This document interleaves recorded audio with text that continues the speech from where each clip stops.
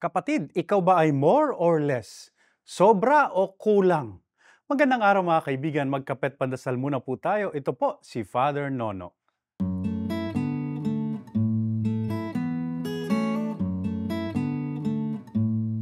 Ang tamang sagot, sabi nga ng isang soft drink, sakto lang, tama lang, sapat lang. Yan po ang mungkahi ng matatanda.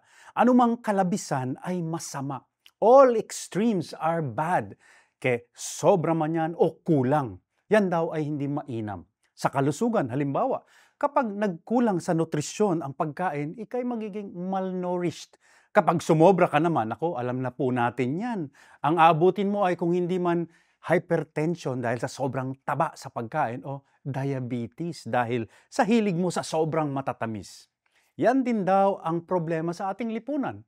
Hindi makontento ang mga tao. May mga sobra-sobra ang pagkaganid at pagkakamal sa kapangyarihan o kaya sa kayamanan. At dahil dyan, marami ang nawawalan, ang nagkukulang at hirap na hirap sa buhay.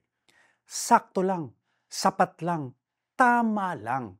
Yan ang dapat nating maging gabay at panuntunan sa buhay. Sabi nga ni Jesus, huwag tayong masyadong nag-aalala sa buhay. Sapat na ang mga alalahanin ng bawat araw. Dagdag niya pa, kung tayo nga'y mananalangin, ipagdasal natin na bigyan lamang tayo ng makakain sa araw-araw. Dahil yun ay sapat na. Manalangin po tayo.